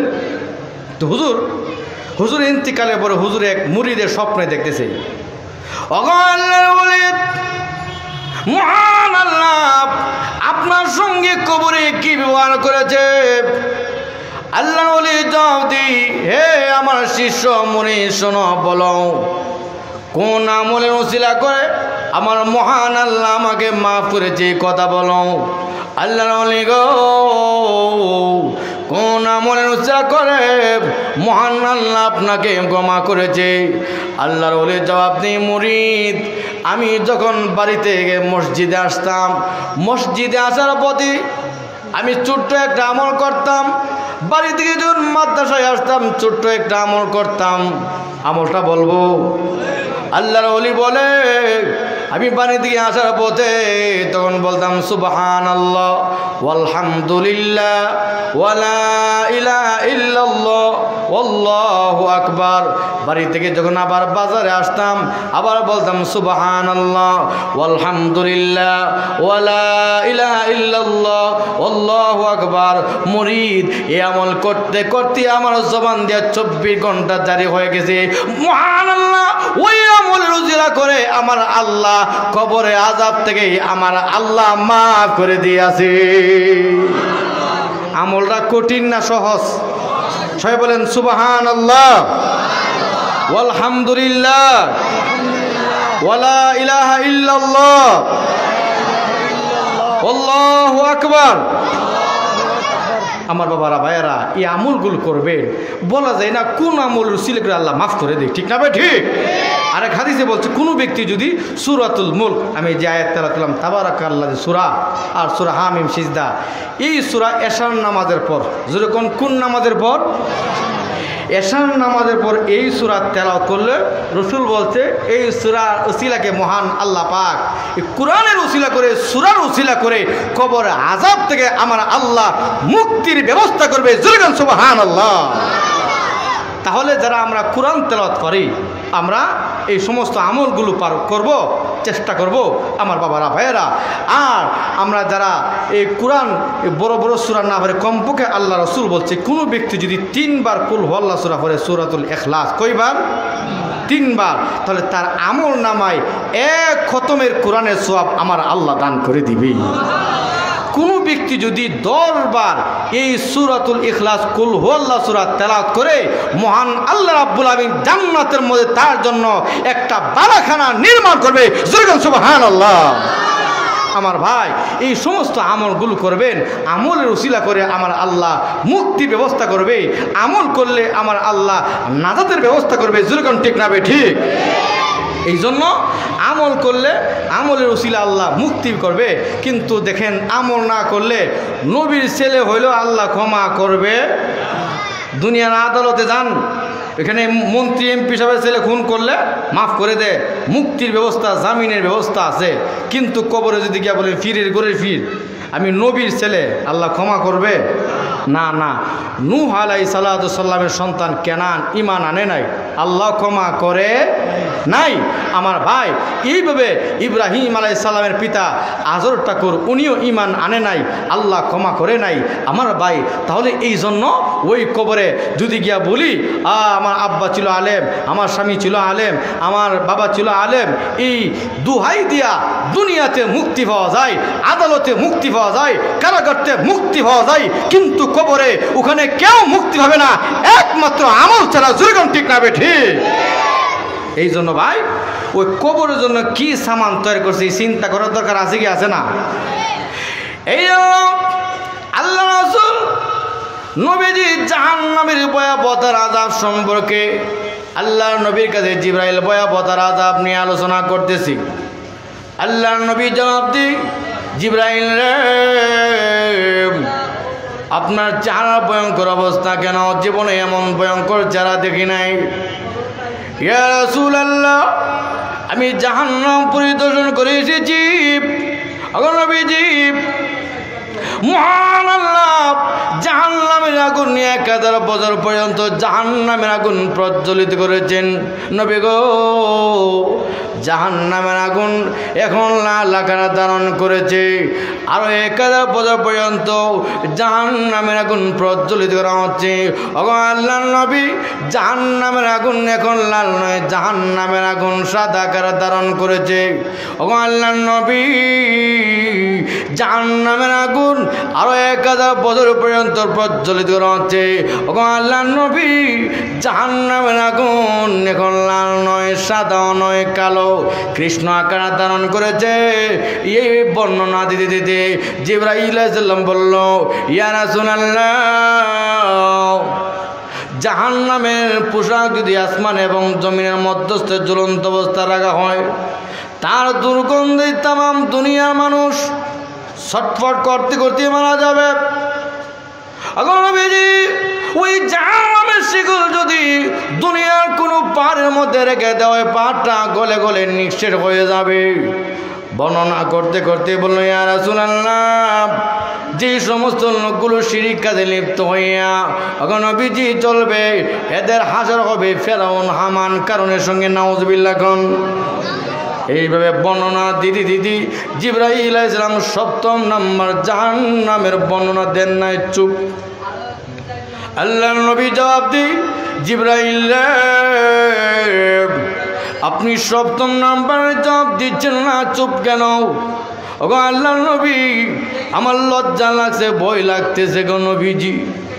আল্লাহর নবী জবাব দি, জিবরাইল আমাকে শোনাও না, 7ম নাম্বারে বর্ণনা দাও নাও। আল্লাহর নবীর কাছে জিবরাইল ভয়াবহতার আযাবের বর্ণনা দিচ্ছে। নবী গো, আপনার যে সমস্ত উম্মত পুরুষ নামাজ ছাড়া কবরে যাবে, রোজা না রাখা কবরে যাবে, সুদ ঘুষ খাইয়া কবিরা গুনাহ কইরা কবরে যাবে, মিথ্যা কথা বলে অগনবীজি জিনা করে কবরে যাবে কবিরা গুনাহ নিয়া, এদের কি ভয়াবহতার আযাব। যেই সমস্ত নারীরা নামাজ নাই, পর্দা নাই, স্বামীর খেদমত নাই, অগনবীজি 24 ঘন্টা গুনাহ কাজে লিপ্ত হইয়া এরা তওবা ব্যতীত কবরে যাত্রী হবে, এদের কি ভয়াবহতার আযাব। ইয়া রাসূলুল্লাহ, এই সমস্ত পুরুষদেরকে হাতের মধ্যে শিকল না লাগাইয়া, পায়ের মধ্যে শিকল না লাগাইয়া নবী গো দাড়ির মধ্যে আশ্রয় দিয়ে জাহান্নামের দিকে টেনে নিয়ে যাবে। ইয়া রাসূলুল্লাহ, ওই সমস্ত নারীদেরকে হাতের মধ্যে শিকল না লাগাইয়া, পায়ের মধ্যে শিকল না লাগাইয়া নবী গো চুলের বেনি ধরে ধরে আশ্রয় দিয়ে এদেরকে জাহান্নামে নেওয়া হবে।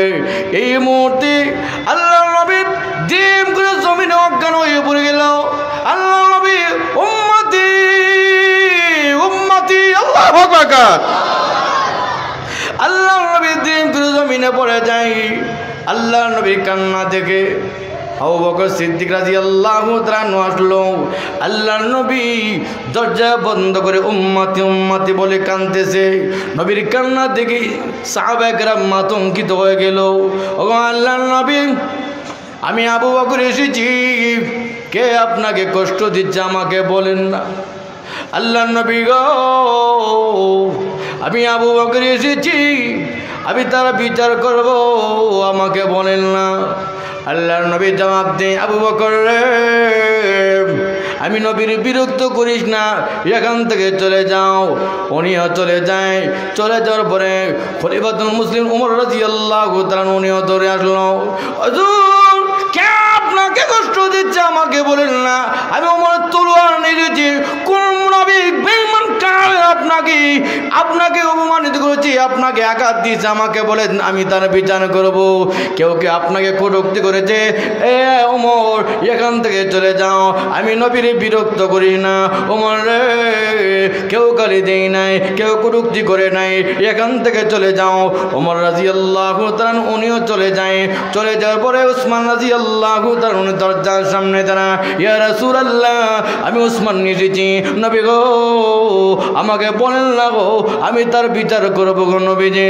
আল্লাহর নবী জবাব দিয়ে, উসমান এখান থেকে চলে যাও, আমি নবীর কাঁদতে দে, আমি নবীর কাঁদতে দে, আমি নিজের জন্য কাঁদি না, আমি আমার হাসান হুসাইনের জন্য কাঁদি না, ফাতেমার জন্য কাঁদি না, আমি আমার বিবি বাচ্চার জন্য কাঁদি না, আমি কান্নাকাটি করি আমার গুনাহগার উম্মতের কি ভয়াবহ আযাব, আমার আল্লাহ যেন মুক্তি দেই, আমি আমার উম্মতের দরিদ্র হইয়া আমি নবী কান্নাকাটি করতেছি। আল্লাহু আকবার। ইয়া রাসূলুল্লাহ, তাই নাকি? উসমান রাদিয়াল্লাহু তাআলা চলে গেল। উনি চলে যাওয়ার পরে সকলে পরামর্শ করছে, মনে হয় সালমান ফারসি রাদিয়াল্লাহু তাআলা মুরব্বি সাহাবী, ওনাকে পাঠাইলে মনে হয় নবীজি অনুমতি দিতে পারে, দরজা খুলতে পারতে। আল্লাহর নবীর কাছে সালমান ফারসি রাদিয়াল্লাহু তাআলা অনুমতি যাচ্ছে। হুজুর, কোন বেঈমান কাফের আপনাকে কষ্ট দিচ্ছে আমাকে বলুন।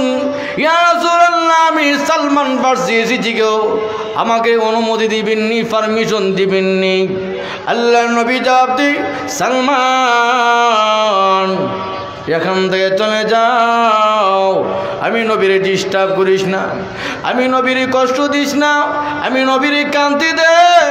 ও সালমান, আমি নবীর কান্তি দে।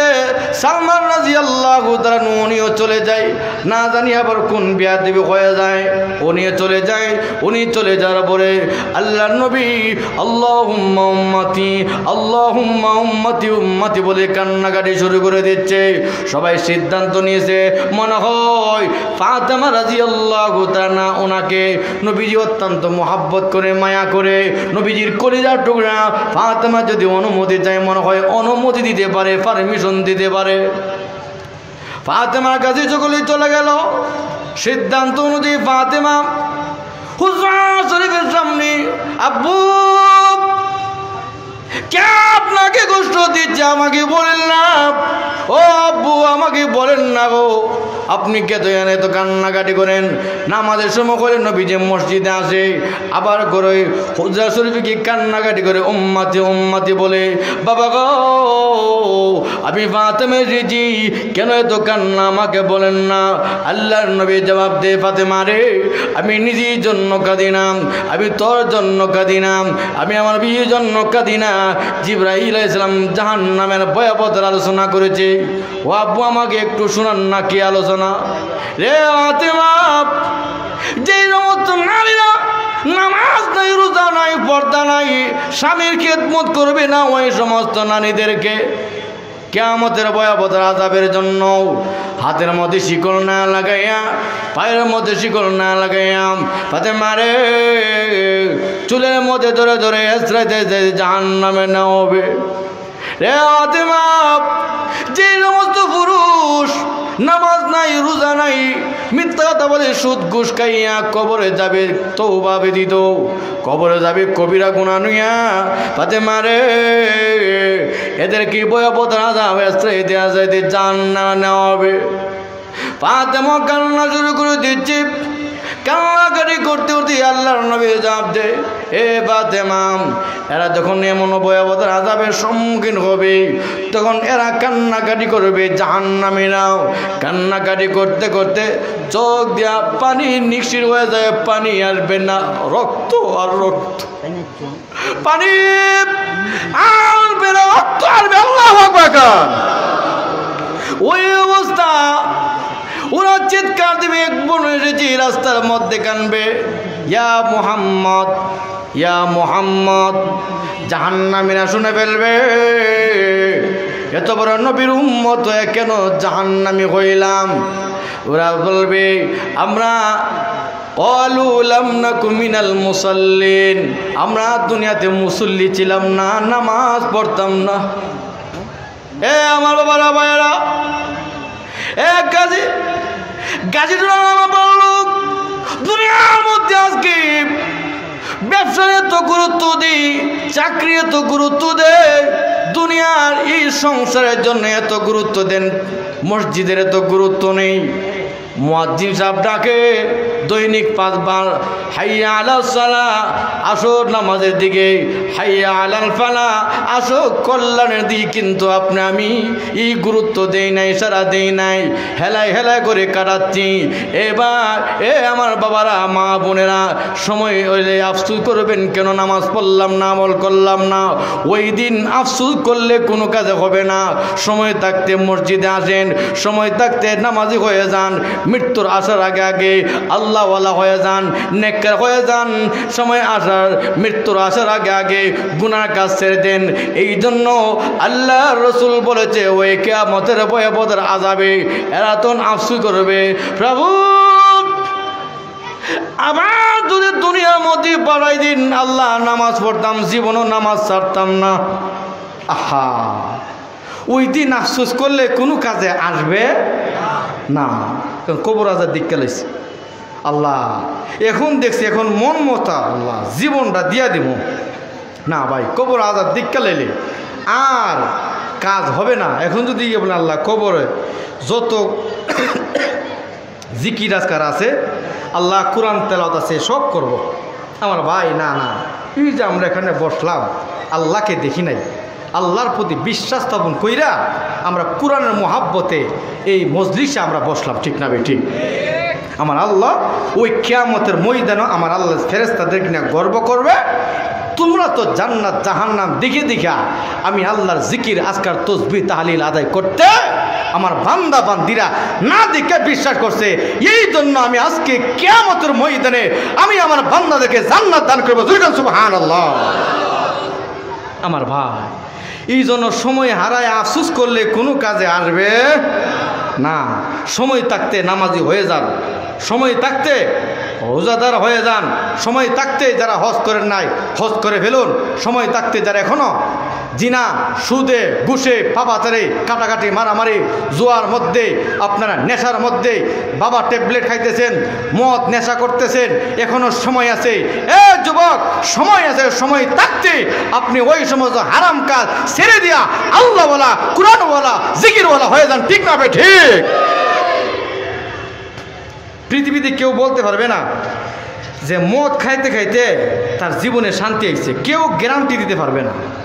কিন্তু আল্লাহ গ্যারান্টি দিছে। কোন জিনিসের মধ্যে শান্তি? আল্লাহ বলে, আলা বিযিকরিল্লাহি তাতমাইন্নুল কুলুব।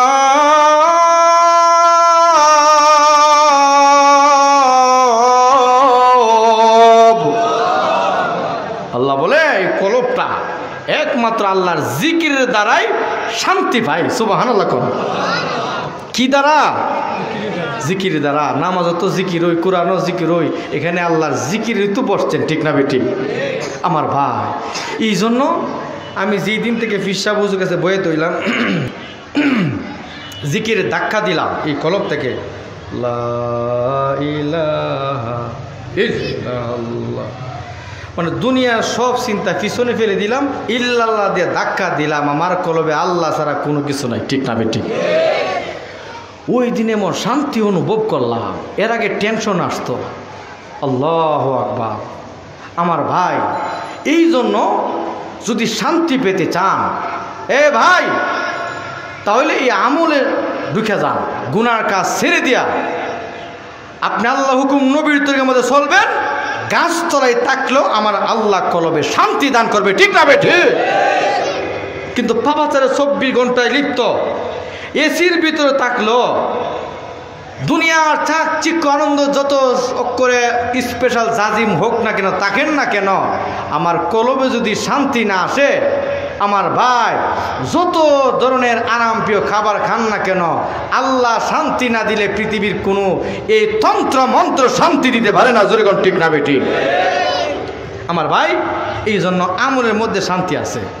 এক যুবক খিজির আলাইহিস সালামের কাছে গেছে, গিয়া হুজুরের দোয়া করলে দোয়া কবুল হইতো। তো হুজুর কাছে গিয়া বলতে, হুজুর আপনি আমার জন্য দোয়া করুন, আপনার দোয়া তো আল্লাহ কবুল করে আমি যেন এই পৃথিবীর মধ্যে সবচেয়ে সুখী হই, সবচেয়ে বড় লোক।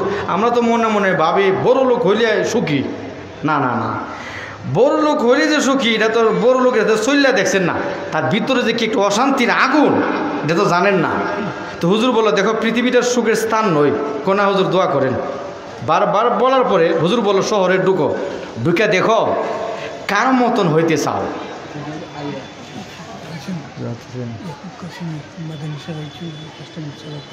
আমার ভাই, এই অবস্থা।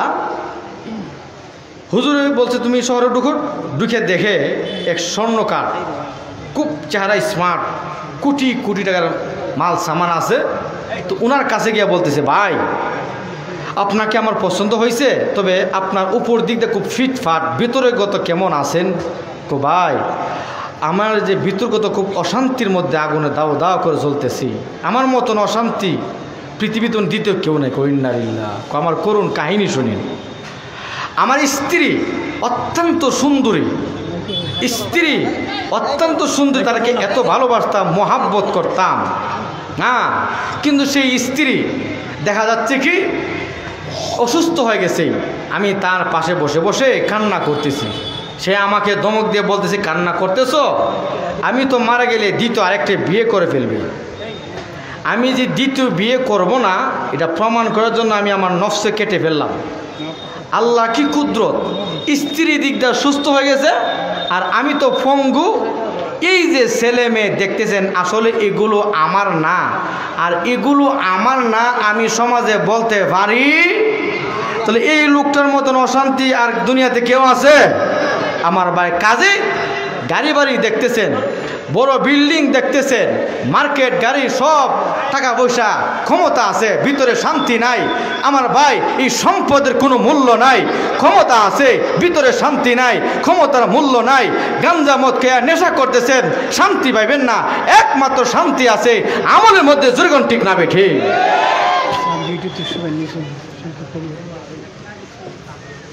নারে তাকবীর, আল্লাহু আকবার, নারে তাকবীর, আল্লাহু আকবার। দিন ইসলাম জিন্দাবাদ, জিন্দাবাদ, জিন্দাবাদ, জিন্দাবাদ।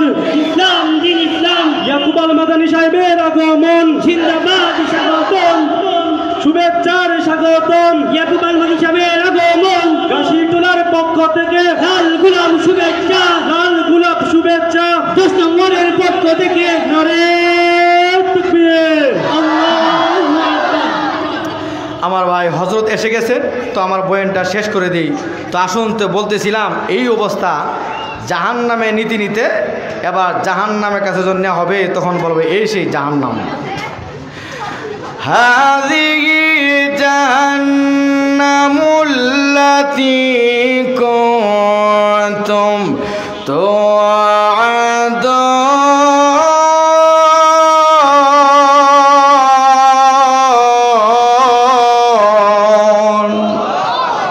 এই যে জাহান্নাম, যে জাহান্নামের আলোচনা ওলামায়ে কেরাম করতো। ঢুকো,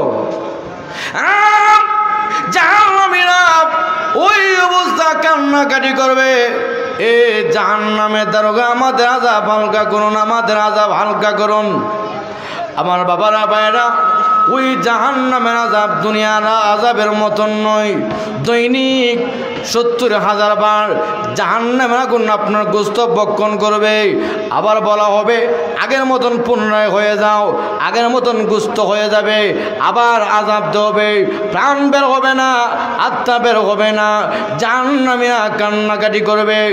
এই অবস্থা জাহান্নামীরা বলবি, ও জাহান্নামের দারোগা আমাদেরকে খাবার দেন, খাবার দেন। কি খাবার দেওয়া হবে?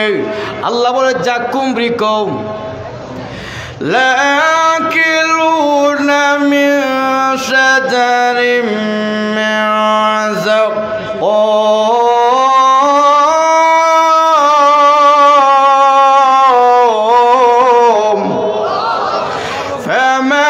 ফামালিউনা মিনহাল বুতান।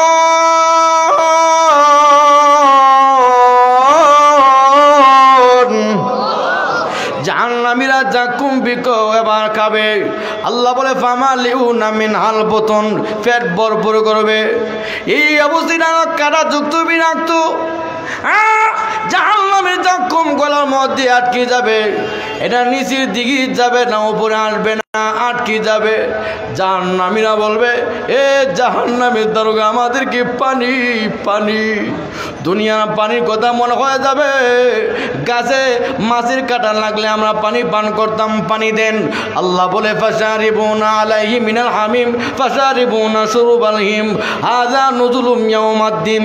এমন পানি দেবে, আরে ফুযুক্ত পানি, উত্তপ্ত পানি, পানি ভালো না পুরা তা দেখবে না। আল্লাহ বলে পিপাসিত উটের মতন পানিগুলো পান করবে। হাযা নুজুলুম ইয়াউমাদ্দিন। ওই অবস্থা হবে কিয়ামতের ইয়াদের জাহান্নামীদের ভয়াবহ অবস্থা।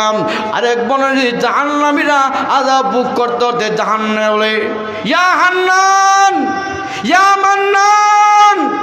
এই শব্দ দিয়ে যখন কান্নাকাটি করবে, আল্লাহ বলবে জিবরাইল জাহান্নামে হান্নান মান্নান নাম নিয়ে কান্না করছে, পরিদর্শন করে আসো। জিবরাইল এসে আসবে, উনি যখন আসবে জাহান্নামের দৌড়ে আসবে, আপনি কে? আনা জিবরাইল। আপনি জিবরাইল, আপনি তো আমাদের নবীজির কাছে ওহী নিয়ে যেতেন। নুরানি চেহারা দেখে সকলে দৌড়ে আসবে। হ্যাঁ জিবরাইল, আপনার হাতে ধরে পায়ে ধরি আমাদের নবীজির কাছে আমাদের ভয়াবহতার আযাবের খবরটা সহ্য করতে পারি না। জিবরাইল আলাইহিস সালাম আল্লাহর কাছে যাবে, আল্লাহ তো ভালো করে জানে। তারপর আল্লাহ বলবে, জিবরাইল উম্মতে মুহাম্মদীরা কি বলেছে, আল্লাহ তাদের খবরটা নাকি নবীর কাছে পৌঁছে দিতাম। যাও আমার বন্ধুর কাছে খবরটা পৌঁছে দাও। গিয়ে দেখবেন নবীজি মাকামে মাহমুদের মধ্যে অবস্থানরত। আল্লাহ রাব্বুল আমিনের পারমিশন পেয়ে বলল, ইয়া রাসূলুল্লাহ ইয়া হাবিবাল্লাহ, আপনার উম্মতরা আবার জাহান্নামের আযাবের মধ্যে গ্রেফতার। নবীজি তাদের জন্য নাকি সুপারিশ করতেন।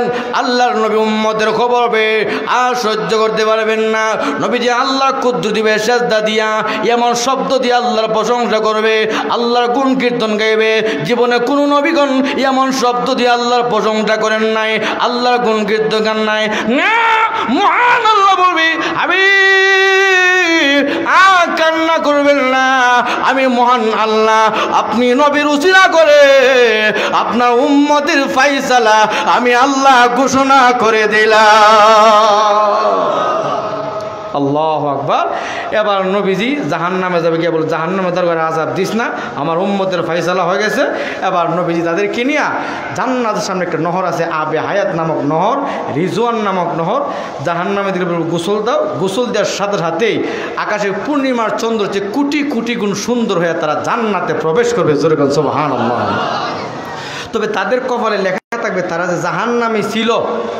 যে যেমন দুনিয়াতে কর্ম করবে, কিছু নামাজ পড়ছে, কিছু পড়ছে না, কিছু রোজা রাখছে, কিছু রাখছে না, সওয়াবও করছে, গুনাহ করছে, এই পরিমাণ গুনাহ করে যদি কবরে যান, এই পরিমাণ সাজা ভুক্তভোগী হইয়া জান্নাতে যাবেন। আর যদি 5 ওয়াক্ত নামাজ পড়েন, রোজা রাখেন, নেক আমল করবেন, সুদ ঘুষ ছেড়ে দেন, হারাম কাজ ছেড়ে দিয়া নেক আমল করে আল্লাহ ওয়ালার শুভ তাকেন, আমার আল্লাহ জাহান্নামে না দিয়া আমার আল্লাহ আমাকে আমরা সকলের জন্য ওই কবরে যাওয়ার আগে আগে, মৃত্যুর আসার আগে আগে কবরে সামান নিয়ে যেন আমরা চাইতে পারি। আল্লাহ পাক সেই তৌফিক দান করুন সবাই কোন আমিন। সুবহানা রাব্বিকা রাব্বিল ইজ্জাতি আম্মা ইয়াসিফুন ওয়া সালামুন আলাল মুরসালিন আলহামদুলিল্লাহি রাব্বিল আলামিন।